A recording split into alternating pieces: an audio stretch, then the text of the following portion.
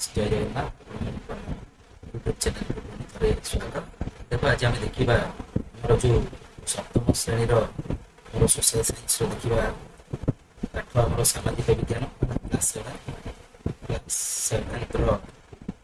SS SST social science SS social science ତ ସାମାଜିକ ବିଜ୍ଞାନ ଅଧ୍ୟୟନ ଭାରତ ଓ ପୃଥିବୀ ହେଲା ତାର ପ୍ରଥମ ଅଧ୍ୟାୟକୁ ଆମେ ଦେଖିବା ସପ୍ତମ ଶ୍ରେଣୀର। ଚାଲ ତା ପୂର୍ବରୁ କଣ୍ଟେଣ୍ଟଟିକୁ ଦେଖିବା ହେଲା। କଣ୍ଟେଣ୍ଟରେ କ'ଣ କ'ଣ ଅଛି ବିଷୟବସ୍ତୁ ହେଲା। ଭାଗ ପରେ ଆସିବ ତୁମର ଭାରତ ଏବଂ ବିଶ୍ୱ ହେଲା, ଭୂମି ଏବଂ ହେଲା ମାନବ। ଏଠି ଅଧ୍ୟାୟ 1ରେ ଆସିବ ଭାରତ ଭୌଗୋଳିକ ବିବିଧତା, ଅଧ୍ୟାୟ 2ରେ ଆସିବ ପାଣିପାଗକୁ ବୁଝିବା, ଅଧ୍ୟାୟ 3ରେ ଆସିବ ଭାରତର ଜଳବାୟୁ। ତାପରେ ଭାଗ 6ରେ ଆସିବ ଅତୀତର ହେଲା ସ୍ମୃତିପର୍ଦ୍ଦ, ଅଧ୍ୟାୟ 4 ନୂତନ ଅଭ୍ୟୁଦୟ ସହର ଓ ରାଜ୍ୟ ବିଷୟରେ ପଢିବା, ଅଧ୍ୟାୟ 5ରେ ପଢିବା ସାମ୍ରାଜ୍ୟ ଅଭ୍ୟୁଦୟ, ତାପରେ ଅଧ୍ୟାୟ 6ରେ ପଢିବା ପୁନର୍ଗଠନର ଯୁଗ, ତାପରେ ଅଧ୍ୟାୟ 7ରେ ପଢିବା ଗୁପ୍ତ ଯୁଗ ନିରନ୍ତର ସୃଜନଶୀଳତାର ଏକ ନିଦର୍ଶନ, ତାପରେ ଭାଗ 2ରେ ପଢିବା ଆମ ସାଂସ୍କୃତିକ ଐତିହ୍ୟ ଓ ଜ୍ଞାନ ପରମ୍ପରା, ଅଧ୍ୟାୟ 8ରେ ପଢିବା ଭୂମି ପବିତ୍ର ହୁଏ କିପରି, ଦେନ୍ ଦେଖିବା ଭାଗ 6ରେ ଦେଖିବା ଶାସନ ଏବଂ ଗଣତନ୍ତ୍ର ବିଷୟରେ। ତ ଅଧ୍ୟାୟ 9 ହେଲା ଶାସକଙ୍କର ଠାରୁ ଶାସିତଙ୍କ ପର୍ଯ୍ୟନ୍ତ ସରକାରର ପ୍ରକାରଭେଦ, ଅଧ୍ୟାୟ 10ରେ ଦେଖିବା ଭାରତର ସମ୍ବିଧାନ ଏକ ପରିଚୟ, ତାପରେ ଭାଗ 9ରେ ଦେଖିବା ଆମ ଚତୁଃପାର୍ଶ୍ୱର ଅର୍ଥନୈତିକ ଜୀବନ, ଅଧ୍ୟାୟ 11 ହେଲା ଦ୍ରବ୍ୟ ବିନିମୟରୁ ମୁଦ୍ରା ବଚନ ହେଲା, ଅଧ୍ୟାୟ 12ରେ ଦେଖିବା ବଜାରକୁ ବୁଝିବା ହେଲା। ଏତିକି ଜିନିଷ ଆମେ ଠିକ ଅଛି। ତ ଚାଲ ବର୍ତ୍ତମାନ ଆମେ ଭାଗ କର ଦେଖିବା ଭାରତ ଏବଂ ବିଶ୍ୱର ଅଧ୍ୟାୟ 1 ଭାରତର ଭୌଗୋଳିକ ବିବିଧତା ବିଷୟରେ ଦେଖିବା। ଚାଲ ବର୍ତ୍ତମାନ ଦେଖୁଛ ହେଲା, ଚିତ୍ରଟି ଦେଖିପାରୁଛ, ଚିତ୍ର ବସୁଦେବ ବୃହତ୍ତମ ସମଗ୍ର ପୃଥିବୀ ଏକ ପରିବାର। ଚାଲ ବର୍ତ୍ତମାନ ତ ପ୍ରଥମ ପାଠ ଆସିଲା ତମର ଭାରତୀୟ ହେଲା, ଅଧ୍ୟାୟ 1ରେ ଆସିବ ତମର ଭାରତର ଭୌଗୋଳିକ ବିବିଧତା ହେଲା। ଭାରତର ଭୌଗୋଳିକ ବିବିଧତା ମାନେ ଭିନ୍ନତା କ'ଣ କ'ଣ ଅଛି ହେଲା, ସେଟା ଦେଖିବା। ଚାଲ ଆମ ପାଇଁ ଆମ ଦେଶ ଭାରତ ଭୌଗୋଳିକ ଦୃଷ୍ଟିକୋଣରୁ ଯଦି ଆମେ ଦେଖିବା ଅନ୍ୟ ଦେଶମାନଙ୍କ ଠାରୁ ଟିକେ ଅଲଗା, ଏବଂ ତାହା ହିଁ ଭାରତକୁ ଏକ ନିର୍ଦ୍ଦିଷ୍ଟ ଜାତୀୟ ପରିଚୟ ଦେଇଛି। ତାକି କହିଥିଲେ ଶ୍ରୀ ଅରବିନ୍ଦ ହେଲା। ତାପରେ କର୍ଣ୍ଣାଟକର ଯୋଗ ଜଳପ୍ରପାତ, ସେଠାକାର ମାଳଭୂମି ଏବଂ ଜଳପ୍ରପାତ ଗୁଡ଼ିକୁ ଲକ୍ଷ୍ୟ କର। ଜଳପ୍ରପାତର ହେଲା ପ୍ରବାହିତ ଜଳ ଶକ୍ତିକୁ ସ୍ୱତନ୍ତ୍ର ଟର୍ବାଇନ ମାଧ୍ୟମରେ ଆମେ କ'ଣ କରୁଛନ୍ତି ନା ବିଦ୍ୟୁତ ଶକ୍ତି ଉତ୍ପାଦନ ବା ଜଳ ବିଦ୍ୟୁତ ଶକ୍ତିରେ ଆମେ ପରିଣତ କରୁଛୁ। ଟର୍ବାଇନ କରୁଛୁ, ଟର୍ବାଇନ କରିକି ଆମେ ଜଳ ବିଦ୍ୟୁତ ଶକ୍ତି ପାଉଛେ। ଦେଖୁଛ ପାଣି ଆସୁଛି, ତଳେ ଟର୍ବାଇନ ଘୋରା ହଉଛି, କ'ଣ କରାହଉଛି ନା ସେଠୁ ପାଣି କରାହଉଛି। ସେମିତି କୋରାପୁଟ ଗୋଟେ ଅଛି ହେଲା, କୋଲାବ ଡ୍ୟାମ ହେଲା, ସେମିତି ବହୁତ ଅଛି, ହୀରାକୁଦ ଅଛି ହେଲା, ସମ୍ବଲପୁରର। ତ ଆସ ଚିନ୍ତା କରିବା। ପ୍ରଥମ ଦେଖ, ପ୍ରଥମ କୋଶ୍ଚିନ୍ ଦେଲା ତମକୁ ଭାରତର କେତେକ ପ୍ରମୁଖ ଭୌଗୋଳିକ ବୈଶିଷ୍ଟ୍ୟ ଗୁଡିକ କ'ଣ ବୋଲି ପଚାରିଛି। 2ରେ ପଚାରିଲା ଭାରତର ଭୌଗୋଳିକ ବିବିଧତା ଆମ ଜୀବନକୁ କିପରି ପ୍ରଭାବିତ କରୁଛି। ତ ଏ ଦିଟା କୋଶ୍ଚିନ୍ ପ୍ରଥମେ ଦେଖିବା। ତ କ'ଣ ପଚାରିଥିଲା ନା ଭାରତର ଭୌଗୋଳିକ ବୈଶିଷ୍ଟ୍ୟ ଗୁଡିକ କ'ଣ। ଭାରତକୁ ମୁଖ୍ୟତଃ 6ଟି ପ୍ରାକୃତିକ କିମ୍ବା ଭୌଗୋଳିକ ଅଞ୍ଚଳରେ ବିଭକ୍ତ କରାଯାଇପାରେ ହେଲା। ପ୍ରଥମ ହେଲା ଉତ୍ତର ପର୍ବତମାଳା ହିମାଳୟ, ଉତ୍ତର ସୀମାରେ ଥିବା ବିଶ୍ୱର ସର୍ବୋଚ୍ଚ ପର୍ବତମାଳା ଯାହାକି ଭାରତର ଜଳବାୟୁ ନିୟନ୍ତ୍ରଣ କରିଥାଏ ଏବଂ ଅନେକ ନଦୀର ଉତ୍ସ ମଧ୍ୟ ଆମର ଏହି ହିମାଳୟ ପର୍ବତ। ତାପରେ ନେକ୍ସଟ ଲେଖିବ ଉତ୍ତର ସମତଳ ଭୂମି ନର୍ଦର୍ନ ପ୍ଲେନ୍, ଗଙ୍ଗା ସିନ୍ଧୁ ଏବଂ ବ୍ରହ୍ମପୁତ୍ର ପରି ନଦୀ ଦ୍ୱାରା ସୃଷ୍ଟି ଏହି ସମତଳ ଅଞ୍ଚଳ ଅତ୍ୟନ୍ତ ଉର୍ବର ଏବଂ କୃଷି ପାଇଁ ପ୍ରସିଦ୍ଧ। ଉପଦ୍ୱୀପୀୟ ହେଲା ଉପଦ୍ୱୀପୀୟ ମାଳଭୂମି ବା ହେଲା ପେନିନସୁଲାର ପ୍ଲାଟ୍ୟୁ ଯୋଉଟାକୁ କହୁଛି, ଏହା ଏକ ପୁରାତନ ମାଳଭୂମି ଯାହା ମଧ୍ୟ ଏବଂ ଦକ୍ଷିଣ ଭାରତର ବିସ୍ତୃତ ହେଇକି ଅଛି। ଏଥିରେ ବିନ୍ଧ୍ୟ ସାତପଡ଼ା ପଶ୍ଚିମ ଓ ପୂର୍ବ ଘାଟ ପର୍ବତମାଳା ଅଛି। ଠିକ ଅଛି, ନିଶ୍ଚିତ। ତାପରେ ଲେଖିବ ଭାରତୀୟ ମରୁଭୂମି ଯୋଉଟା କି ଦ ଗ୍ରେଟ୍ ଇଣ୍ଡିଆନ ଡେଜର୍ଟ। ଏଟା ଆମ ରାଜସ୍ଥାନରେ ଅଛି, ପଶ୍ଚିମ ଭାରତରେ ମୁଖ୍ୟତଃ ରାଜସ୍ଥାନରେ ଅବସ୍ଥିତ ଏକ ଉତ୍ତପ୍ତ ଏବଂ ଶୁଷ୍କ ଅଞ୍ଚଳ ଅଟେ। ତାପରେ ଆସିବ ଉପକୂଳବର୍ତ୍ତୀ ସମତଳ ଭୂମି ଯୋଉଟା କି କୋଷ୍ଟାଲ ପ୍ଲେନ୍ସ, ପଶ୍ଚିମ ଓ ପୂର୍ବ ଘାଟ ପର୍ବତମାଳା ଏବଂ ସମୁଦ୍ର ମଧ୍ୟରେ ଥିବା ସଂକୀର୍ଣ୍ଣ ସମତଳ ଅଞ୍ଚଳକୁ ଆମର କୁହାଯାଉଛି ଉପକୂଳବର୍ତ୍ତୀ ସମତଳ ଅଞ୍ଚଳ। ପ୍ରାୟ ଆମର ରହିବ କୋଷ୍ଟାଲ ପ୍ଲେନ୍ जोटा कि समुद्र को लागिक रही द्वीपपुंज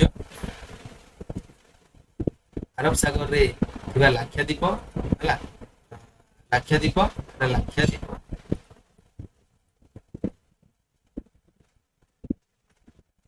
लाक्षाद्वीप एवं बंगोपसागर रे थिबा अंडमान और निकोबर द्वीप निश्चित तुमको 2 नंबर पचार प्रश्न जे भारतर भौगोलिक विविधता आम जीवन को किपर प्रभावित कर विषय पचार तो लिख भौगोलिक विविधता भारतीय मान खाद्य पोशाक जीविका एवं संस्कृति को सीधासल भाव में प्रभावित तो जब आम देखा जीविका और कृषि विषय तो लिख जीविका और कृषि प्रथम पूर्वर समतल अंचल चाष जमी चाष कार्य मुख्यतः जीविका होता बेले समुद्र कूलवर्ती अंचल लोक मैंने कौन करती माछ धरती एवं वाणिज्य व्यापार करती मालभूमि अंचल लोक मैंने कौन करती ना खनिज पदार्थ गुड़िक जो सेठारे कौन करती ना खनि और शिल्प गढ़ी उठी थाए से कम कर परिवार पोषण कर लिख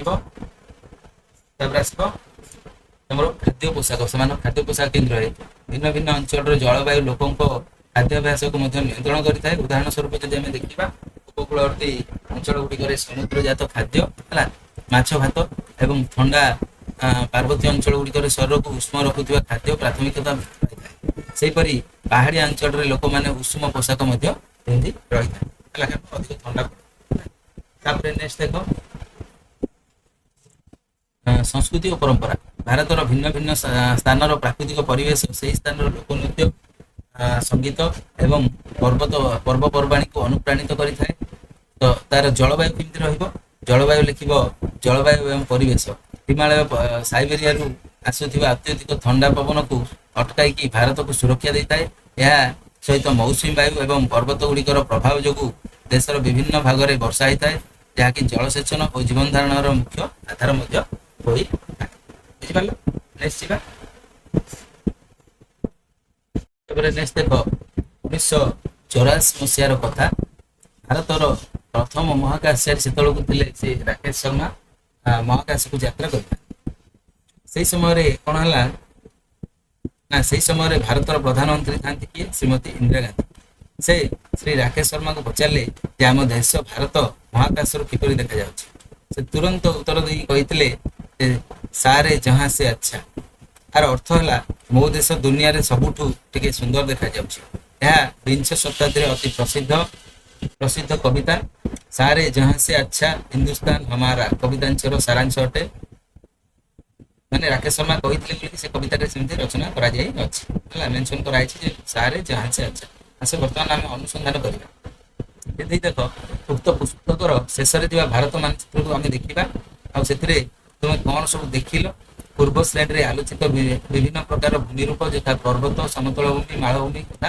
मन पकड़ा भारतर मानचित्र रे को भूमि रूप को आम देखुचे लिखा मानचित्र विभिन्न रंग कहीं व्यवहार कराए से विषय जाना यही मानचित्र प्रगत सूचकांक विभिन्न अंचल रे उच्चता दर्शाई था देख आम देखिले जाना तो प्रश्न तो देखिले बर्तमान आम तार उत्तर करवा है प्रश्नटा है उत्तर देख लिख भारतर मानचित्र को अनुध्यान करी देखिपर देशर विभिन्न प्रकार भूमि रूप और भौगोलिक वैशिष्ट्य विषय में जापर है भूमि रूप और भौगोलिक वैशिष्ट्य को जापर मानचित्र में उत्तर भारत में विस्तृत हिमालय पर्वतमाला तार दक्षिण में उत्तर भारतीय समतल भूमि एवं दक्षिण भारत में दाक्षिणात्य मालभूमि पश्चिम भारत में थर मरुभूमि थर मरुभूमि पूर्व पश्चिम उपकूल भूमि एवं अंडमान निकोबर द्वीपपुंज और लाक्षाद्वीप भाया द्वीप गुड़िक सब देखा मिली थाए नेक्स्ट लिख मानचित्र रे विभिन्न रंग व्यवहार कारण सेगुड़िक भूमिर उच्चता और प्रकृति को सूचाई थाए है साधारणतः जब हम देखा सबुज रंग निम्न भूमि समतल भूमि जोटा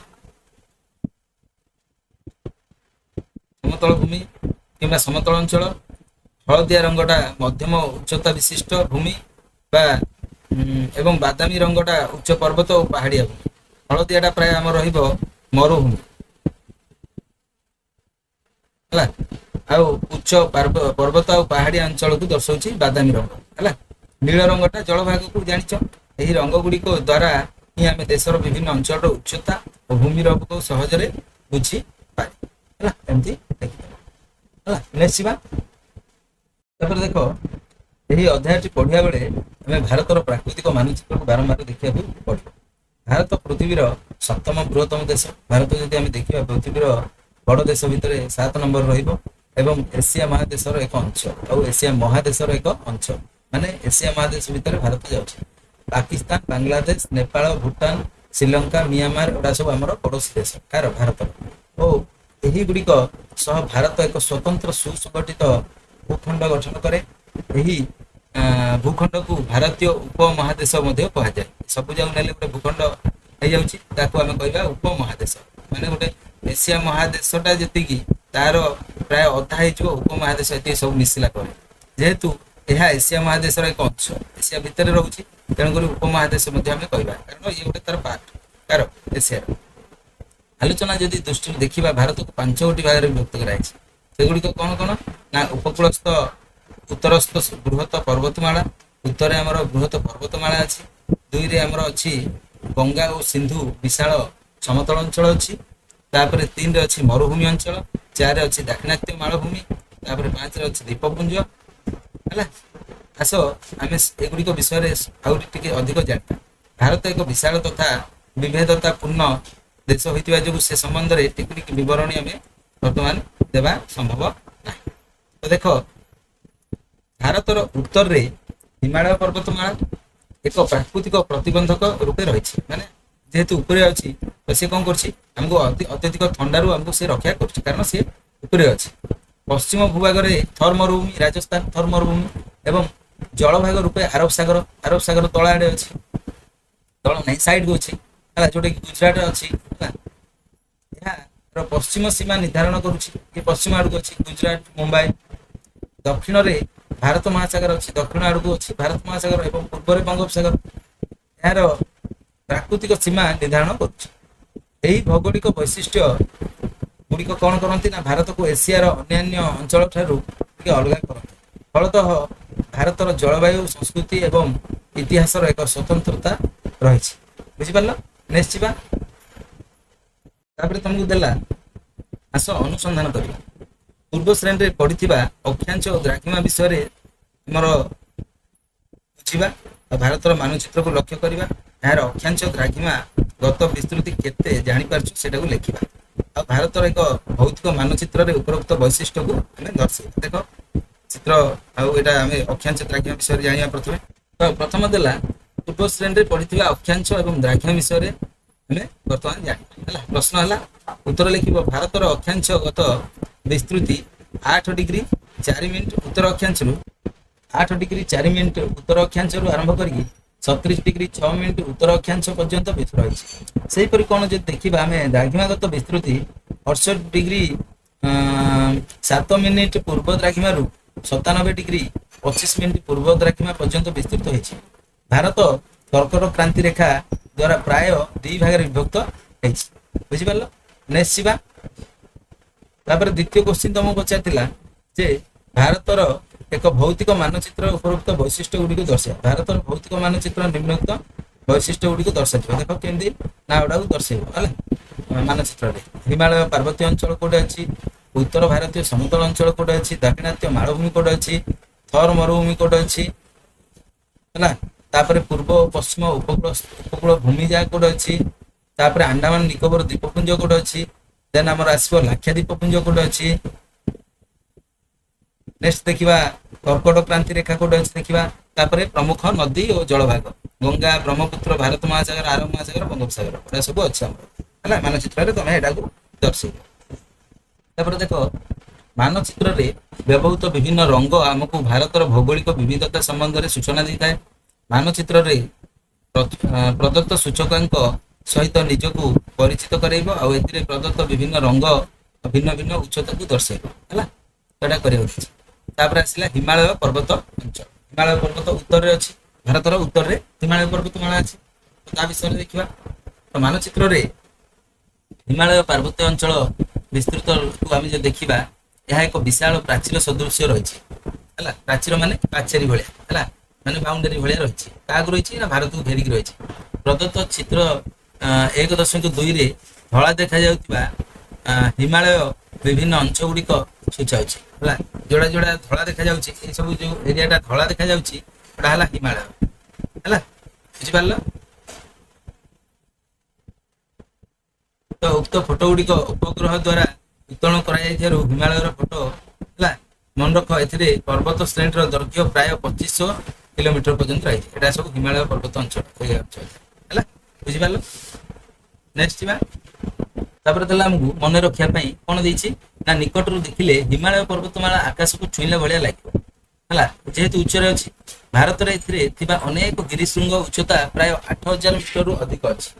ଯଦି ଆମେ ଦେଖିବା ମିଳିତ ଭାବେ ଏଇ ସବୁ ଗିରିଶୃଙ୍ଗ ଗୁଡ଼ିକ ହେଲା ଅଷ୍ଟ ସହସ୍ରୀୟ ମାନେ 8 ହେଲା 8 ହେଲା 1000 ବୋଲିକି କୁହାଯାଏ। ମାନେ 8000 ମିଟରରୁ ଅଧିକ ପ୍ରାୟ ଅଛି ହେଲା। ଏଇ ପର୍ବତମାଳା ଏସିଆର 6 ଗୋଟି ଦେଶରେ ବ୍ୟାପ୍ତି ହେଇଅଛି ହେଲା। ଏଇ ଯୋଉ ପର୍ବତମାଳାଟା ଅଛି, ଯୋଉ ଏସିଆର 6ଟା ଦେଶକୁ ଯାଇଛି, କୋଉଟା ଏଇ ଯୋଉ ହିମାଳୟ ପର୍ବତମାଳାଟା, ସେଗୁଡିକ ହେଲା ଭାରତ, ନେପାଳ, ଭୁଟାନ, ଚୀନ, ପାକିସ୍ତାନ, ଆଫଗାନିସ୍ତାନ। ଏ ସବୁ ଅଞ୍ଚଳକୁ କିଛି ନା କିଛି ମାତ୍ରାରେ ଆମର ପର୍ବତମାଳାଟି ବିସ୍ତୃତ ହେଇଛି।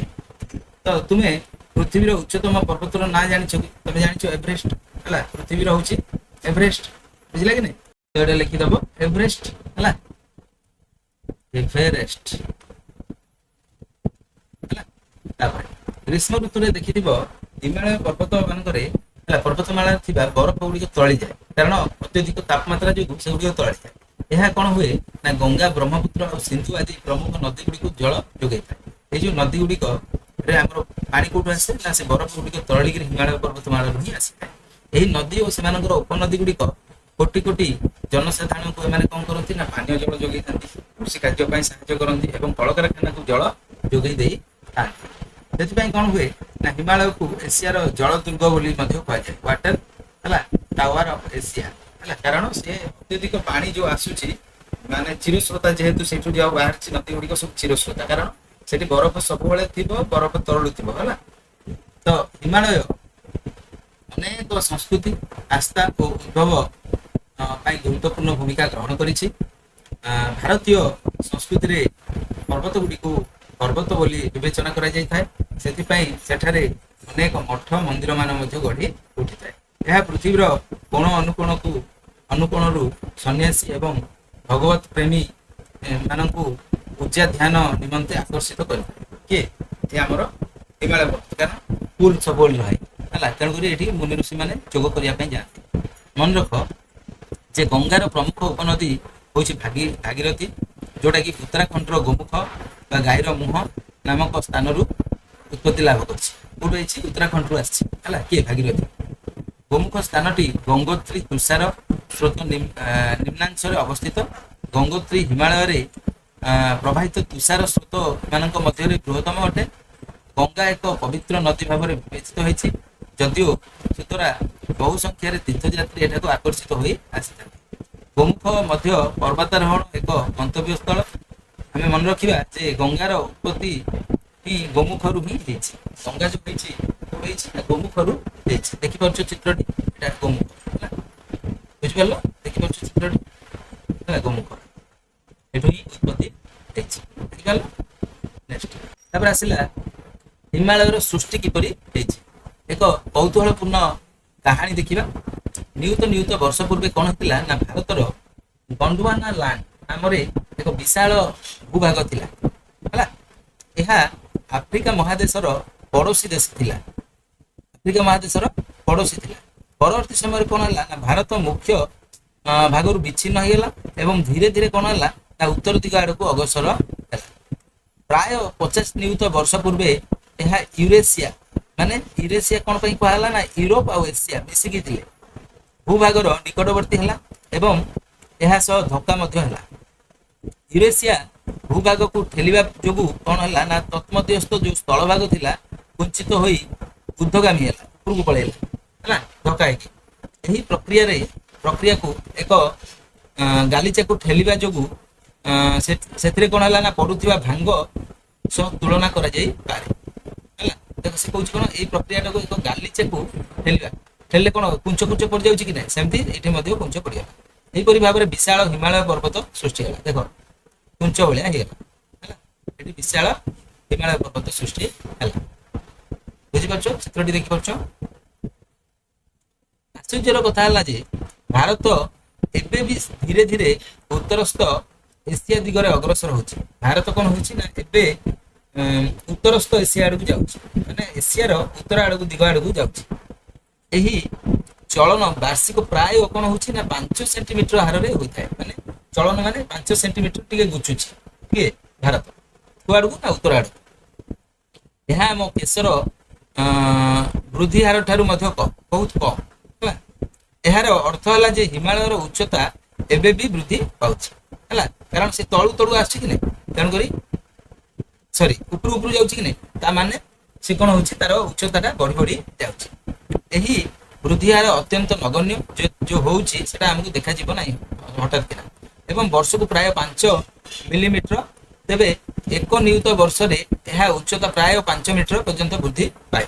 ଯଦି 1 ନିୟୁତ ମାନେ 5 କଣ କହିଲା ସରି ଆମର ଯଦି ଦେଖିବା 1 ନିୟୁତ ବର୍ଷରେ ମାନେ ଗୋଟେ ନିୟୁତ ବର୍ଷ ହେଲା ଆଡକୁ ସେ ପ୍ରାୟ 5 ମିଟର ପର୍ଯ୍ୟନ୍ତ ସେ କଣ ହେଇଯିବ ବଢିଯିବ କିଏ ହିମାଳୟ ପର୍ବତଟା ହେଲା। ଦେଖୁଛ ଭାରତର ୟୁରେସିଆ ଯାତ୍ରା ହେଲା, ଦେଖିପାରୁଛ ୟୁରେସିଆର ପ୍ଲେଟ ହେଲା। ତାପରେ ଦେଖ ଚିତ୍ର ଦେଖିପାରୁଛ ହିମାଳୟ ଅନ୍ତର୍ଗତ ଶିଳାର ଭଙ୍ଗୀର ସ୍ତର ହେଲା, ଏଇଭଳିଆ ଭଙ୍ଗୀର ସ୍ତର ଅଛି ଭାଙ୍ଗ ପଡିଲା। ତାପରେ ମନେ ରଖ ଦେଇଛି କଣ ଦେଇଛି ନା ହିମାଳୟ ଶବ୍ଦଟି ଦୁଇଟି ସଂସ୍କୃତ ଶବ୍ଦରୁ ଅଣାଯାଇଛି, ହିମ ପ୍ଲସ୍ ଆଳୟ। ହିମାଳୟ ହିମ କହିଲେ ବରଫ, ଆଳୟ କହିଲେ ଅର୍ଥ ଘର ହେଲା। ବରଫର ଘରକୁ କୁହାହଉଛି ହିମାଳୟ, ତେଣୁ ହିମାଳୟର ପ୍ରକୃତ ଅର୍ଥ ହେଲା ବରଫର ଘର। ବୁଝିଗଲା, ନିଶ୍ଚିତ। ତାପରେ ଦେଖିବା ହିମାଳୟ ପର୍ବତମାଳାକୁ ମୁଖ୍ୟତଃ 3 ଗୋଟି ପର୍ବତ ଶ୍ରେଣୀରେ ବିଭକ୍ତ କରାଯାଇଛି। କଣ କଣ ନା ଗୋଟେ ହେଲା ହିମାଦ୍ରି ବୃହତ ହିମାଳୟ ଯୋଉଟା, ଆଉ ଗୋଟେ ହେଲା ହିମାଞ୍ଚଳ ମଧ୍ୟ ହିମାଳୟ, ତାପରେ ଆସିବ ତମର ଶିୱାଲିକ ଯୋଉଟା କି ବାହ୍ୟ ହିମାଳୟ ହେଲା। ଦେଖ ଫାଷ୍ଟ ଦେଖିବା ବୃହତ ହିମାଳୟ ବା ହିମାଦ୍ରି କଣ ନା ଏହା ହେଉଛି ହିମାଳୟର ସର୍ବୋଚ୍ଚ ଏବଂ ଦୁର୍ଗମ ଅଂଶ ଅଟେ। ଏଥିରେ କଣ ହୁଏ ନା ମାଉଣ୍ଟ ଏଭରେଷ୍ଟ ଅଛି ଏବଂ କାଞ୍ଚନଜଙ୍ଗା ଭଳିଆ ନଭଶ୍ଚୁମ୍ବୀ ଗିରିଶୃଙ୍ଗ ମଧ୍ୟ ରହିଛି ହେଲା। ଏହି ପର୍ବତ ଶ୍ରେଣୀ ବର୍ଷ ସାରା କଣ ହୁଏ ନା ବରଫ ରହିଥାଏ। ଜୀବନ ଏଠାରେ ଦୁର୍ବିସହ ମାନେ ବହୁତ କଷ୍ଟରେ ଅତିବାହିତ ହୋଇଥାଏ, କାରଣ ଜନବସତି ଏଠି ଦେଖାଯାଏନି, କାରଣ ଏଠି ଯେହେତୁ ଅତ୍ୟଧିକ ଥଣ୍ଡା, ତେଣୁକରି ସେଠି ପ୍ରାୟ ଲୋକ ରହିପାରନ୍ତି ନାହିଁ। ତାପରେ ନେକ୍ସଟ ଦେଖିବା ହିମାଦ୍ରି ଗଲା, ବୃହତ ହିମାଳୟ କଥା ଗଲା। ତାପରେ ଦେଖିବା ଏବେ ବର୍ତ୍ତମାନ ହିମାଞ୍ଚଳ ହେଲା। ହିମାଞ୍ଚଳ ବା ମଧ୍ୟ ହିମାଳୟ କଣ ନା ଇଏ ହଉଛି ସର୍ବୋଚ୍ଚ ହିମାଳୟର ଦକ୍ଷିଣରେ ଅବସ୍ଥିତ ହେଲା। ସବୁ ଯାକ କଣ ହଉଛି ହିମାଳୟର ଦକ୍ଷିଣ ଆଡକୁ ଅଛି। ଏଠାକାର ସୁଷମ ଜଳବାୟୁ, ସମୃଦ୍ଧ ଜୈବ ବିବିଧତା ଏବଂ ଜନବସତି ସୃଷ୍ଟି ପାଇଁ ଅନୁକୂଳ ପରିବେଶ ସୃଷ୍ଟି କରିଥାଏ। ଏଠି ଲୋକ ରହନ୍ତି ହେଲା। ନୈନିତାଲ ବା ଉତ୍ତରାଖଣ୍ଡ, ଦାର୍ଜିଲିଂ ପଶ୍ଚିମବଙ୍ଗର, ଆଉ ସିମଲା ହଉଛି ହେଲା ଉତ୍ତର ହିମାଞ୍ଚଳ ପ୍ରଦେଶ, ଏବଂ ମୈଶୂରୀ ଉତ୍ତରାଖଣ୍ଡ ଆଦି ପ୍ରସିଦ୍ଧ ଶୈଳ ନିବାସ ମାନେ ଏଠାରେ ରହିଛି। ଶୈଳ ନିବାସ ମାନେ ପଥରରେ ଘର ହେଲା ତିଆରି କରାଯାଇ ଅଛି। ତାପରେ ନେକ୍ସଟ ଦେଖିବା ଶିୱାଲିକ। ଶିୱାଲିକ ମାନେ ବାହ୍ୟ ହିମାଳୟ ମାନେ ବାହାରେ ଅଛି। ଦେଖ ହିମାଳୟ ପର୍ବତମାଳାର ବାହ୍ୟାଂଶ ବାହାର ପଟ୍ଟା ଯୋଉଟା ଦେଖାଯାଉଛି ବା ଦକ୍ଷିଣ ଭାଗରେ ଅବସ୍ଥିତ ନିମ୍ନତମ ପର୍ବତ ଶ୍ରେଣୀ। ଏହା ଅନେକ କଣ ହଉଛି ନା ଛୋଟ ଛୋଟ ପାହାଡକୁ ନେଇକରି ଗଠିତ ଘଞ୍ଚ ଜଙ୍ଗଲରେ ଅଛି। ଏଠି ଜଙ୍ଗଲ ବି ପରିପୂର୍ଣ୍ଣ। ଏହାର ପାଦଦେଶ ବନ୍ୟପ୍ରାଣୀ ରହନ୍ତି, ଆଉ ଏହି ଅଞ୍ଚଳଟି ହିମାଳୟ ଓ ଗାଙ୍ଗେୟ ମାନେ କଣ ଉତ୍ତରସ୍ଥ ସମତଳ ଅଞ୍ଚଳର ମଧ୍ୟସ୍ଥ ଅଞ୍ଚଳ ଅଟେ। ତ ବର୍ତ୍ତମାନ ଆମେ ଅନୁସନ୍ଧାନ କରିବା ଯେ ଦେଲା ହିମାଳୟ ପାର୍ବତ୍ୟାଞ୍ଚଳ ବିଭିନ୍ନ ଅଂଶରେ ଥିବା ରାଜ୍ୟ ଗୁଡ଼ିକୁ ଚିହ୍ନଟ କରିପାରିବ କି? ଏଥିରେ ଭାରତର ଭୌତିକ ଓ ରାଜନୈତିକ ମାନଚିତ୍ର ସାହାଯ୍ୟ ନବ। ଦେଖ କରିବା ବର୍ତ୍ତମାନ। ତ ଆର ଉତ୍ତର ଲେଖିବ ହଁ ଭାରତୀୟ ହେଲା ଭୌତିକ ଓ ରାଜନୈତିକ ମାନଚିତ୍ର ଅନୁଯାୟୀ ହିମାଳୟ ପାର୍ବତ୍ୟ ଅଞ୍ଚଳରେ ଅନେକ ଗୁଡ଼ିଏ ଭାରତୀୟ ହେଲା ରାଜ୍ୟ ଓ କେନ୍ଦ୍ରଶାସିତ ଅଞ୍ଚଳ ଅବସ୍ଥିତ। ହିମାଳୟ ପର୍ବତମାଳା ଭାରତର ଉତ୍ତର ଏବଂ ଉତ୍ତର ପୂର୍ବ ସୀମାରେ ବ୍ୟାପି ରହିଛି। ଏହି ଅଞ୍ଚଳରେ ଥିବା ପ୍ରମୁଖ ରାଜ୍ୟ ଓ କେନ୍ଦ୍ରଶାସିତ ଅଞ୍ଚଳ ଗୁଡ଼ିକର ତାଲିକା ଦିଆଯାଇଛି। ଦେଖ କେମିତି ତ ଏମିତି ତାଲିକା କରିବ ହେଲା। ଦେଖ ପ୍ରଥମେ ରହିବ ତମର ପଶ୍ଚିମ ହିମାଳୟ ଅଞ୍ଚଳ, ୱେଷ୍ଟର୍ଣ୍ଣ ହିମାଳୟସ୍ ଯୋଉଟା ଲଦାଖ ହେଲା। ଲଦାଖ ତାପରେ ଜାମ୍ମୁ କାଶ୍ମୀର ଆସିବ, ତାପରେ ହିମାଞ୍ଚଳ ପ୍ରଦେଶ ଆସିବ, ଚିତ୍ର ଦେଖିପାରୁଛ ହେଲା। ଦେନ୍ ଆସିବ ତମର ହିମାଚଳ ପ୍ରଦେଶ ପଦରେ ଉତ୍ତରାଖଣ୍ଡ ଆସିବ ହେଲା। ଉତ୍ତରାଖଣ୍ଡ ଏମିତି ଲେଖିଦବ ତାଙ୍କ ବିଷୟରେ ହେଲା। ତାପରେ 2ରେ ଆସିବ କେନ୍ଦ୍ରୀୟ ଓ ପୂର୍ବ ହିମାଳୟ ଅଞ୍ଚଳ ହେଲା, ସିକିମ ଆଉ ପଶ୍ଚିମ ବଙ୍ଗ ହେଲା। ତ ଏଇଭଳିଆ ଲେଖିଦବ ହେଲା। ସିକିମ କଣ ଆଉ ପଶ୍ଚିମବଙ୍ଗର ଲେଖିଦବ।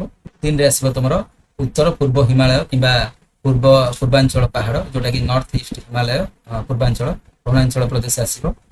ଅରୁଣାଚଳ ପ୍ରଦେଶ ବିଷୟରେ ଏହା ଭାରତର ସୂର୍ଯ୍ୟୋଦୟର ରାଜ୍ୟ ଅଟେ ଏମିତି ଲେଖିବ ହେଲା। ତାପରେ ନାଗାଲାଣ୍ଡ ବିଷୟରେ ଲେଖିବ ହେଲା, ସହର ଦେଖିପାରୁଛ। ତାପରେ ମଣିପୁର ହେଲା, ମଣିପୁର ଯୋଉଟା କି ଏହା ହିମାଳୟର ପୂର୍ବ ପାର୍ଶ୍ୱବର୍ତ୍ତୀ ପାହାଡ଼ିଆ ଅଞ୍ଚଳ। ତାପରେ ମିଜୋରାମ ଲେଖିବ, ମିଜୋରାମ ବିଷୟରେ ଲେଖିବ ହେଲା। ତାପରେ ଆସିବ ତୁମର ତ୍ରିପୁରା ହେଲା, ତ୍ରିପୁରା ବିଷୟରେ ଲେଖିବ, ତ୍ରିପୁରା ଦେଖିପାରୁଛ ହେଲା। ତାପରେ ମେଘାଳୟ ହେଲା, ମେଘାଳୟ ଗାରୋ ଘାସି ଜୟନ୍ତିଆ ପାହାଡ଼ ରହିଛି, କ'ଣ କ'ଣ ଫେମସ୍ ରହିଛି ସେଟା ଲେଖିବ। ଦେନ୍ ରହିବ ଆସାମ, ଆସାମର ଲେଖିବ ହେଲା। ତ ଏତିକି ହେଲା। ତୁମକୁ ମନେ ରଖିବା ପାଇଁ କ'ଣ ନା ପଶ୍ଚିମ ହିମାଳୟ ଅଞ୍ଚଳରେ ପାରମ୍ପରିକ ପଦ୍ଧତିରେ ନିର୍ମିତ ଘରଗୁଡ଼ିକ କାଠ ହେଲା, କାଠ କୁନି କିମ୍ବା ହାଜି ହେଲା, ତାପରେ ଦେୱାରୀ କୁହାଯାଏ। ଏଟା କାଠରେ ଘର ଥାଏ ହେଲା। ଏଥିରେ ସ୍ଥାନୀୟ ଭାବେ ମିଳୁଥିବା ପଥର ଓ କାଠ ବ୍ୟବହୃତ ହୋଇଥାଏ ହେଲା। ତାଙ୍କର ସେଇଠୁ ଗୋଟେ ପଥର ମିଳେ, ସେ ପଥର ଆଉ କାଠରେ ତିଆରି ହୋଇଥାଏ। ତାପରେ କ'ଣ ହୁଏ ନା ଏହାର ସ୍ୱତନ୍ତ୍ର ନିର୍ମାଣ ଶୈଳୀ ଘରକୁ ଉଷ୍ମ ରଖେ ବା ମାନେ ଗରମ ରଖେ, ସଙ୍ଗେ ସଙ୍ଗେ ଏହାକୁ ମୃଦୁ ଭୂମିକମ୍ପ ଜନିତ କ୍ଷୟକ୍ଷତି ମଧ୍ୟ ରକ୍ଷା କରିଥାଏ। ମାନେ ଯଦି ହଠାତ୍ କିନା ଭୂମିକମ୍ପ ଆସିଲା ମାନେ ଏଇଠି ବେଶୀ କ୍ଷୟକ୍ଷତି ହୁଏ ନାହିଁ, କାଠ ଗୁଡ଼ିକ ଆଉଥରେ ଜଏନ୍ କରିଦେଲେ ହେଇଯାଏ ହେଲା। ହିମାଳୟ ପ୍ରଦେଶର କାଠକୁନି ଘର ଦେଖିପାରୁଛ ଚିତ୍ରଟି। ତାପରେ ଆଉ ଗୋଟେ ଦେଇଛି ମନେ ରଖିବା ପାଇଁ କ'ଣ ନା ହିମାଚଳ ପ୍ରଦେଶ ଅନ୍ତର୍ଗତ ବୃହତ ହିମାଳୟସ୍ଥ ଜାତୀୟ ଉଦ୍ୟାନରେ ବହୁ ପ୍ରକାର କ'ଣ ହୁଏ ନା ଉଦ୍ଭିଦ ପ୍ରାଣୀ ଆଉ ଜୀବଜନ୍ତୁ ସବୁ ରହିଥାନ୍ତି। ୟୁନେସ୍କୋ ଦ୍ୱାରା ଏହା ବିଶ୍ୱ ଐତିହ୍ୟ ସ୍ଥଳୀର ମାନ୍ୟତା ମଧ୍ୟ ପାଇଛି ହେଲା। କାରଣ ଏଠି ସବୁ ଭ୍ରମଣ କରିବା ପାଇଁ ବହୁତ ପଶୁ ପକ୍ଷୀ ଦେଖିବାକୁ ମଧ୍ୟ ମିଳନ୍ତି। ଆଉ ଏଠର ମାନେ ଯୋଉ ନେଚୁରାଲ ଯୋଉ ସିନେରୀ ଯାକ ବହୁତ ଭଲ ଲାଗେ ଦେଖିବା ପାଇଁ ହେଲା। ଦେଖିପାରୁଛ ଏଟା ପ୍ରଥମ ସିନେରୀ, ଏଟା ଦ୍ୱିତୀୟରେ ମୟୂର ଦେଖିପାରୁଛ ହେଲା। ଏଠି ଦେଖିପାରୁଛ ଘର ତାଙ୍କର ହେଲା। ତାପରେ ଏଠି ଚାରରେ ଦେଖ ହେଲା ମାନେ ପାଣି ହେଲା, ନଦୀ ଯୋଉଟା। ତାପରେ ଏଠି ବାଘ ବି ରହିଛନ୍ତି ହେଲା।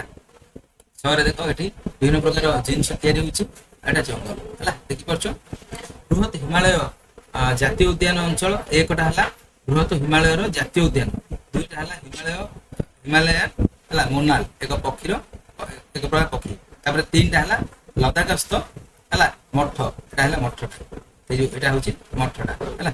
ତାପରେ ଚାରି ହେଲା ତମର ହିମାଳୟ ପ୍ରଦେଶ ସ୍ଥିତ ହେଲା ବେଆସ ନଦୀ, ଏଟା ହେଲା ନଦୀ ବେଆସ ନଦୀ ହେଲା। ତାପରେ ଆସିବ ତୁଷାର ଚିତାବାଘ ଏଟା ହେଲା। ତାପରେ ନେକ୍ସଟ ଦେଖ ହିମାଳୟର ଏକ ସ୍ଥାନୀୟ ବଜାର ଦ୍ରବ୍ୟ ପ୍ରଦର୍ଶନ ଏଇଟା। ତାପରେ ସାତଟା ହେଲା ରୋଡୋଡେଣ୍ଡ୍ରନ୍ ହେଲା ନାମକ ଫୁଲ, ଯୋଉଥିରେ କି ସରବତ ତିଆରି ହୁଏ। କ'ଣ ଆମର ସରବତ ତିଆରି କରାଯାଏ ହେଲା, ସରବତ ମାନେ ପଣା। ଦେଖ ଏହି ଉଦ୍ୟାନରେ ଜୈବ ବିବିଧତାକୁ ସରକାର କ'ଣ କରନ୍ତି ନା ତଥା ଉଦ୍ୟାନ ପରିସରରେ ରହୁଥିବା ଗ୍ରାମବାସୀ ମାନେ ତାର ସଂରକ୍ଷଣ କରିଥାନ୍ତି ହେଲା, ଯତ୍ନ ନେଇଥାନ୍ତି। ତାପରେ ଆସିଲା ଭାରତର ଶୀତଳ ମରୁଭୂମି ଶବ୍ଦଟି ମନରେ ହଠାତ୍ ଏକ ଗରମ ସ୍ଥାନର ଛବି ସୃଷ୍ଟି କରିଥାଏ। ତେବେ କେତେକ ଅଞ୍ଚଳରେ ଶୀତଳ ମରୁଭୂମି ମାନ ରହିଛି। ଆମ ଦେଶରେ ମଧ୍ୟ ଏକ ଶୀତଳ ମରୁଭୂମି ରହିଛି। ଏହି ଶୀତଳ ମରୁଭୂମିର ନାଁ ହେଲା ଲାଦାଖ। ଏଠାରେ କ'ଣ ହୁଏ ନା ଶୀତ ଦିନେ ସର୍ବନିମ୍ନ ତାପମାତ୍ରା 30 ଡିଗ୍ରୀ ସେଲସିୟସ୍ ନିମ୍ନରେ ରହିଥାଏ। ଏଠାରେ ଅତି କମ ବର୍ଷା ହୋଇଥାଏ। ଏଠାକାର ଭୂଭାଗ ପଥୁରିଆ ଥାଏ ଏବଂ ହେଲା ଆବଡ଼ା ଖାବଡ଼ା ହେଇକିରି ଥାଏ। ଦେଖିପାରୁଛ ଚିତ୍ରଟି, ଏଟା ଲାଦାଖ। ଏଠାରେ କ'ଣ ହୁଏ ନା କେତେକ ଗଭୀର ଉପତ୍ୟକା ରହିଥାଏ। ଉପତ୍ୟକା ମାନେ ଜାଣିଛ ତ, ଏଟା ପାହାଡ଼ ହେଲା, ଏଠି ଗୋଟେ ପାହାଡ଼, ଏଠି ଗୋଟେ ପାହାଡ଼, ମଝି ଅଞ୍ଚଳଟାକୁ ହେଲା ଉପତ୍ୟକା ହେଲା। ଏବଂ ହ୍ରଦ ମାନ ମଧ୍ୟ ଦେଖାଯାଏ ହେଲା। ପାଙ୍ଗୋଗୋସ ହେଲା ଏହି ହ୍ରଦ ମାନଙ୍କର ମଧ୍ୟରେ ଅନ୍ୟତମ ହେଲା ପାଙ୍ଗୋଗୋସ ହେଲା। ଏଠାରେ କ'ଣ ହୁଏ, ଏଠାରେ ଭୂରୂପ ଚନ୍ଦ୍ରପୃଷ୍ଠର ଭୂ ପ୍ରକୃତିର ସହିତ ସାମଞ୍ଜସ୍ୟ, ମାନେ ଚନ୍ଦ୍ରପୃଷ୍ଠ ଯେମିତି এই ଜାଗାଟା ବି ଦେଖିବାକୁ ସେମିତି, ସେଥିପାଇଁ ଏହାକୁ ଚନ୍ଦ୍ରଭୂମି ମଧ୍ୟ ବୋଲି କୁହାଯାଇଥାଏ ହେଲା। ଚନ୍ଦ୍ରପୃଷ୍ଠ ଯେମିତି ଏଟା ବି ସେମିତି। ଭୂତତ୍ତ୍ୱବିତ୍ ମାନେ ଏହି ପ୍ରକାର ଭୂମିର ସୃଷ୍ଟି ସମ୍ବନ୍ଧରେ ପୂର୍ବରୁ ମତ ଦେଇଛନ୍ତି। ଆଗରୁ ଆମେ ଜାଣିଛେ ଯେ ହିମାଳୟ ପର୍ବତମାଳା ଭାରତୀୟ ଭୂଖଣ୍ଡ ଓ ୟୁରେସିଆ ମାନେ ୟୁରୋପ ଆଉ ଏସିଆ। ତ ଏଟା ଦେଖିପାରୁଛ ୟୁରେସିଆ ହେଲା। ଲାଦାଖର ଚନ୍ଦ୍ରଭୂମି ଦେଖିପାରୁଛ, ଏଠି ଲାଦାଖର ଲୋକମାନେ କେମିତି ରହୁଛନ୍ତି ଦେଖ। ହିମାଳୟରେ ବାସ କରୁଥିବା ଆଦିବାସୀ ମାନେ ୟାକ୍ ନାମକ ଚମରି ଗାଈ ଜାଣିଛ, ଶୁଣିଥିବ, ପିଲାବେଳୁ ପଢିଛ। କ୍ଷୀର, ମାଂସ, ପଶମ, ଗୋବର ପାଇଁ ସେମାନେ ଏହାକୁ ପାଳନ କରନ୍ତି ଏବଂ ଏମାନଙ୍କୁ ମଧ୍ୟ ପରିବହନ କାର୍ଯ୍ୟରେ ମଧ୍ୟ ଏଗୁଡ଼ିକୁ ଲଗାନ୍ତି। ଚମରି ଗାଈ ରହେ କାରଣ ଦେଖ ତାର ଶରୀରଟା ଅତ୍ୟଧିକ ଲୋମସ, ତେଣୁକରି ଏଠି ବଞ୍ଚିବାକୁ ତାଙ୍କୁ ସୁବିଧା ହୁଏ। ଚିତ୍ରଟି ଦେଖିପାରୁଛ ହେଲା। এটা কোন লাদাখর ହେଲା ପାଙ୍ଗଙ୍ଗ ସୁ ହେଲା। ଏହି ହ୍ରଦରେ ପାଣି ଲୁଣିଆ ହେଲେ ମଧ୍ୟ ଅନ୍ୟ ହ୍ରଦ ପରି ନୁହେଁ। ଏହାର ଚତୁଃପାର୍ଶ୍ୱରେ ଥିବା ପର୍ବତାଞ୍ଚଳରୁ ଦ୍ରବୀଭୂତ ଖଣିଜ ପଦାର୍ଥ ଏହି ଲବଣତାର କାରଣ। କାରଣ ଏଠି କୌଣସି ସମୁଦ୍ର ଲାଗିନି ହେଲା, କିନ୍ତୁ ଆର ପାଣି ଲୁଣିଆ, କାରଣ ଏ ପାଖରେ ଯୋଉ ଥିବା ଯୋଉ ଖଣିଜ ଲବଣ ପଥର ଗୁଡିକ ଯେତେବେଳେ ପାଣି ଶୋଷରେ ଆସେ ଏଠି, ତେଣୁକରି ପାଣି ଆର ଟିକେ ଅଳ୍ପ ମାତ୍ରାରେ ଲୁଣିଆ ଲାଗିଥାଏ। ତାପରେ ଦେଖ ତାପରେ କଣ ହେଇଛି, ଭାରତୀୟ ଭୂଖଣ୍ଡ ସହିତ କଣ ହେଇଛି, ୟୁରେସିଆ ସହିତ ଧକ୍କା ହେଇକିରି ସୃଷ୍ଟି ହେଇଛି ହେଲା। ଏହି ଭଙ୍ଗିଳ ପର୍ବତମାଳାଟି ଯୋଉ ଆମର କୋଉଟା ଲାଦାଖ କଥା କହୁଛି, ପୂର୍ବରୁ ଥିବା ମହାସାଗରରୁ ସୃଷ୍ଟି ହୋଇଛି। ସୁତରାଂ ଏହି ଅଞ୍ଚଳ ଶିଳା ଗୁଡିକ ମୁଖ୍ୟତଃ ବାଲି ଓ କର୍ଦ୍ଦମ, ବାଲି ଆଉ କର୍ଦ୍ଦମ ମାନେ କାଦୁଅ।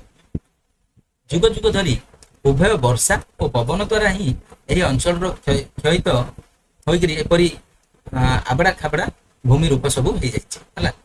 ମାନଚିତ୍ର ଏହି ଭୂମି ରୂପ ଗୁଡିକୁ ଆମେ ବର୍ତ୍ତମାନ ଦେଖିବା ହେଲା। ମାନଚିତ୍ର ଏଟା ଦେଖିକି ଏଟା ଦେଖିବା ହେଲା। ଉପରୋକ୍ତ ଆଲୋଚନାରୁ ଆମେ ଜାଣିଲେ ଯେ ଲାଦାଖର ପରିବେଶ ବହୁତ ପ୍ରତିକୂଳ ଅଟେ, ତଥାପି ଏଠାରେ ବରଫ ଚିତାବାଘ ଏବଂ ହେଲା ଆଇବେକ୍ସ ନାମକ ପାହାଡିଆ ଛେଳି ଗୋଟେ ଦେଖାଯାଏ, ଆଉ ଦ୍ୱିତୀୟ ମୃଗ ମଧ୍ୟ ବାସ କରନ୍ତି, ମୃଗ ହେଲା। ଲାଦାଖର ଅଧିବାସୀ ମାନେ ସରଳ ଜୀବନଯାପନ କରନ୍ତି। ଏହି ଅଞ୍ଚଳଟି ପୁରାତନ ମଠ ଏବଂ ଲୋସାର ଓ ହେମିସ୍ ପରି ଆକର୍ଷଣୀୟ ପର୍ବପର୍ବାଣୀ ମଧ୍ୟ ଏଠି ପାଳନ କରାଯାଏ ହେଲା। ତାପରେ କଣ ନା ଗାଙ୍ଗେୟ ସମତଳ ଅଞ୍ଚଳ ହେଲା। ଗାଙ୍ଗେୟ ସମତଳ ଅଞ୍ଚଳ, ଗାଙ୍ଗେୟ ସମତଳ ଅଞ୍ଚଳ କଣ ନା ହିମାଳୟର ଦକ୍ଷିଣରେ ଏକ ସୁବିସ୍ତୀର୍ଣ୍ଣ ଉର୍ବର ସମତଳ ଭୂମି ରହିଛି। ଏହାକୁ ଗାଙ୍ଗେୟ ସମତଳ ଭୂମି ବୋଲି କୁହାଯାଏ। ଏଇ ଯୋଉ ସମତଳ ଭୂମି ଭାରତ ଇତିହାସ ଏବଂ ସଭ୍ୟତାର ଏକ ଗୁରୁତ୍ୱପୂର୍ଣ୍ଣ ଅଙ୍ଗ ଅଟେ। ହିମାଳୟରୁ ଉତ୍ପତ୍ତି ଲାଭ କରିଥିବା ବଡ଼ ବଡ଼ ଯୋଉ ନଦୀ ଗୁଡ଼ିକ ଜଳ ଦ୍ୱାରା ଏହି ଅଞ୍ଚଳ ଦ୍ୱାରା ପରିପୃଷ୍ଟ। ଗଙ୍ଗା, ସିନ୍ଧୁ, ବ୍ରହ୍ମପୁତ୍ର ଏବଂ ସେମାନଙ୍କର ଉପନଦୀ ସମୂହ ଦ୍ୱାରା ସଞ୍ଚିତ ପଟୁମାଟି ଦ୍ୱାରା ହିଁ ଏହି ଅଞ୍ଚଳର ମୃତ୍ତିକା ସମୃଦ୍ଧ ହୋଇଛି। ଆଉ ଏହି ମାଟିରେ ପ୍ରଚୁର ଖଣିଜ ପଦାର୍ଥ ଥିବା ଯୋଗୁଁ ଏହା ଅତ୍ୟନ୍ତ ଉର୍ବର ଆଉ କୃଷି ଉପଯୋଗୀ ମଧ୍ୟ। ଫଳତଃ ଯଦି ଦେଖିବା, ନଦୀ ଆନିତ ପଟୁମାଟି ସଞ୍ଚୟ ଯୋଗୁଁ ଏହି ଅଞ୍ଚଳ ଗୁଡ଼ିକ ଶସ୍ୟ ଶ୍ୟାମଳା, ମାନେ ଏଠି ଅଧିକ ପଟୁମାଟି ଆସେ, କାରଣ ନଦୀ ଅଧିକ ଅଛି, ତେଣୁକରି ଅଟୋମେଟିକଲି କଣ ହୁଏ ନା ପଟୁମାଟି ଆସେ। ଉକ୍ତ ଅଞ୍ଚଳର ନଦୀ ଗୁଡ଼ିକ ମଧ୍ୟ ବିଦ୍ୟୁତ ଶକ୍ତି ଉତ୍ପାଦନ ଉତ୍ସ ଅଟେ ହେଲା। ଏଗୁଡ଼ିକ ବିଦ୍ୟୁତ ଶକ୍ତି ମଧ୍ୟ ଉତ୍ପାଦନ କରିଥାନ୍ତି। ଏହି ସମତଳ ଭୂମିରେ ଭାରତ ଜନସଂଖ୍ୟାର ଏକ ବଡ଼ ଅଂଶ ବାସ କରନ୍ତି, କାରଣ ଏଠି ଚାଷ ଉପଯୋଗୀ ରହିବା ପାଇଁ ଲୋକମାନଙ୍କୁ ସୁବିଧା ହୁଏ, କାରଣ ଅତ୍ୟଧିକ ନଦୀ ଅଛି, ତେଣୁକରି ସେଠି ପଟୁମାଟି ଅଧିକ ହେବା ଯୋଗୁଁ ସେଠି ମାନେ ଚାଷ ଉପଯୋଗୀ ହୁଏ, ତେଣୁକରି ସେଠି ଲୋକ ଅଧିକ ବସବାସ କରିକି ରହିପାରନ୍ତି। ଠିକ ଅଛି, ନେକ୍ସଟ ଯିବା। ଦେଖିପାରୁଛ ହେଲା, ଏଠି ଚାଷ କରାହଉଛି ହେଲା। ଦେଖିପାରୁଛ ବହୁତ ବଡ଼ ଏରିଆ ଏଟା ହେଲା। ସମତଳ ଅଞ୍ଚଳର ଆଧୁନିକ କୃଷି ପ୍ରଣାଳୀ ହେଲା। ଦେନ୍ ରହିବ ଆକାଶରୁ ଯମୁନା ନଦୀର ସହ ଦିଲ୍ଲୀର ଦୃଶ୍ୟ, ଏଟା ଦିଲ୍ଲୀଟା ହେଲା। ଦେନ୍ ଦେଖ ଏଟା ଚାଷବାସ କରୁଛନ୍ତି ଲୋକମାନେ ହେଲା। ଉତ୍ତରପ୍ରଦେଶର ବହୁବିଧ କୃଷି ଅଞ୍ଚଳ ଏଟା। ଦେନ୍ ଏଇଟା ପଶ୍ଚିମବଙ୍ଗର ଧାନ ତିଆରି ହେଲା କାମ କରୁଥିବା ଲୋକ। ତାପରେ ଦେଖ ଉତ୍ତରସ୍ଥ ସମତଳ ଅଞ୍ଚଳର ସମପ୍ରାୟ ଭୂମି ଜାଲ ଭଳି ବିସ୍ତୃତ ହେଲା। ପରିବହନ କାର୍ଯ୍ୟ ବିକାଶରେ ସହାୟକ ହୋଇଛି। ସଡ଼କ ଓ ରେଳ ପରିବହନ ବ୍ୟାପକତା ଯୋଗୁଁ କଣ ହୁଏ ନା ଦୂର ସ୍ଥାନକୁ ଯାତାୟାତ ଓ ମାଲ ପରିବହନ ମଧ୍ୟ ସହଜ ହୋଇଥାଏ। ବିଗତ ଅଧ୍ୟାୟର ଅତୀତର ସ୍ମୃତିପର୍ଦ୍ଦକୁ ଲକ୍ଷ୍ୟ କଲେ ଆମେ ଜାଣିପାରିବା ଯେ ଗଙ୍ଗା, ବ୍ରହ୍ମପୁତ୍ର ଓ ଅନ୍ୟ ନଦୀମାନେ ଯୁଗ ଯୁଗ ଧରି ଜଳଯାତ୍ରା ଓ ବାଣିଜ୍ୟ ନିମିତ୍ତ ଏଗୁଡ଼ିକୁ ଆମେ ବ୍ୟବହାର କରୁଛନ୍ତି ହେଲା। ଦେଖିପାରୁଛ ଏଟା ଟ୍ରେନ ଲାଇନ, ଏଟା ହଉଛି ଜଳ ଜାହାଜ ହେଲା। ଜଳରେ ଯାଉଛି ପାଣିରେ ଯାଉଛି ଡଙ୍ଗାଟି ବା ଏଟା ଜାହାଜ ହେଲା। ଗାଙ୍ଗେୟ ସମତଳ ଭୂମିରେ ପରିବହନ ମାଧ୍ୟମ ଏଟା ସବୁ ଏଟା ମାଧ୍ୟମରେ ଯାଉଛନ୍ତି ଯିବା ନେବା ଆଣିବା କରୁଛନ୍ତି। ତାପରେ ଦେଲା ଏଠି ଗୋଟେ ମନେ ରଖିବାକୁ କହିଛି, ଭାରତର ଅଧିକାଂଶ ନଦୀ ଯଥା ଗଙ୍ଗା, କାବେରୀ, ଯମୁନା ଆଦି ବିଭିନ୍ନ ଦେବୀଙ୍କର ନାମରେ ନାମିତ ହୋଇଛି, କିନ୍ତୁ ବ୍ରହ୍ମପୁତ୍ର ନଦୀଟି ସ୍ୱତନ୍ତ୍ର ଅଟେ। ଏହି ନଦୀ ବ୍ରହ୍ମାଙ୍କର ପୁତ୍ର ବା ବ୍ରହ୍ମପୁତ୍ର ଭାବରେ ଜଣାଶୁଣା। ଏହି ନଦୀ ଗ୍ରୀଷ୍ମ କାଳରେ ଶୁଷ୍କ ରହିବା ପରିବର୍ତ୍ତେ ଅଧିକ ଜଳ ପୁରି ଉଠେ ହେଲା, ଅଧିକ ପାଣି ରହେ ଖରାଦିନ ହେଲେ। ଏପରି କାହିଁକି ହୁଏ ଜାଣିପାରୁଛ କି? କାହିଁକି ହୁଏ ଦେଖ ଲେଖିବା। କାରଣ ଏହା କଣ ହିମାଳୟ ପର୍ବତରୁ ବାହାରି ଅଛି ହେଲା। ଆସ ଅନୁସନ୍ଧାନ କରିବା। ସମତଳ ଅଞ୍ଚଳର ସଘନ ଆଲୋକ ସଜ୍ଜାକୁ ଲକ୍ଷ୍ୟ କର। ଏପରି ଆଲୋକ ସଜ୍ଜାର କାରଣ କଣ ହୋଇପାରେ ହେଲା। ସମତଳ ଅଞ୍ଚଳରେ କାରଣ ଆମର କଣ ସୁବିଧା ହୁଏ, କାରଣ ଏଠାରେ ଅତ୍ୟଧିକ କଣ ଜନବସତି ଅଛି ହେଲା, ଲୋକ ଅଧିକ ରହନ୍ତି, ତେଣୁକରି ଆଲୋକ ସଜ୍ଜା ଅଧିକ ରହେ ହେଲା। ଦେଖିପାରୁଛ ଉତ୍ତରସ୍ଥ ସମତଳ ଭୂମି ଅନ୍ତର୍ଗତ ହେଲା ମଧ୍ୟପ୍ରଦେଶର ବାନ୍ଧବଗଡ଼ ଜାତୀୟ ଉଦ୍ୟାନରେ ଧୂସର ଲଙ୍ଗୁର ହେଲା ଏକ କାଠ ଗଣ୍ଡି ଉପରେ ବସିଛି। ଲଙ୍ଗୁର ନା ଲଙ୍ଗୁର ହେଲା। ତାପରେ ବିଲୁପ୍ତ ହେବାର ଥିବା ମହାବଳ ବାଘ, ପ୍ରୋଜେକ୍ଟ ଟାଇଗର ମହାବଳ ବାଘକୁ ତାର ହେଲା ବାସସ୍ଥାନକୁ ଫେରିବାରେ ସାହାଯ୍ୟ କରିଛି ହେଲା। ଟାଇଗର ରିଜର୍ଭ ପ୍ରୋଜେକ୍ଟ ଅଛି ହେଲା। ତାପରେ ଏଇଠି ଦେଖିପାରୁଥିବ ଆମର ଭାରତୀୟ ହେଲା ଘଡ଼ିଆଳ ଗୋଟେ ବୟସ୍କ ଘଡ଼ିଆଳର ଲମ୍ବ ପ୍ରାୟ 2.5 ରୁ 4.5 ମିଟର ମଧ୍ୟରେ ହୋଇଥାଏ। ଏହି ସରୀସୃପଟି ବିଲୁପ୍ତ ହେବାକୁ ବସିଛି। ଏହାର ଏମାନଙ୍କର କ୍ଷତି କିମ୍ବା ଶିକାରକୁ ଆଇନ ନିଷେଧ କରାଯାଇଛି ହେଲା। ଘଡ଼ିଆଳ ମାନେ ଗୋଟେ କୁମ୍ଭୀର ଟାଇପର ହେଲା। ଆଉ ମୟୂର ଦେଖିପାରୁଛ ମୟୂର ମୟୂରୀ ହେଲା। ଭାରତୀୟ ମୟୂର ହେଉଛି ଆମର ଜାତୀୟ ପକ୍ଷୀ, ଏଟା ଜାଣିଛେ ସମସ୍ତେ ହେଲା। ତାପରେ ଆମେ ନେକ୍ସଟ କ୍ଲାସରେ ଆଉ ଗୋଟେ କ୍ଲାସ କରିବା ହେଲା। ପାର୍ଟ 2 ରେ ଆମେ ଦେଖିବା ବୃହତ ଭାରତ ମରୁଭୂମି ଥର୍ ମରୁଭୂମି ବିଷୟରେ ଦେଖିବା ଆଉ ଯାହା ବାକି ତକ ପଢିବା। ଆଶା କରୁଛି ଭିଡ଼ିଓଟି ଆପଣମାନଙ୍କୁ ବହୁତ ଭଲ ଲାଗିଥିବ। ଯଦି ଭଲ ଲାଗୁଛି ଅତି ମାତ୍ରାରେ ଲାଇକ୍ ସେୟାର କରିବାକୁ ରହୁଛି। ଜୟ ଜଗନ୍ନାଥ।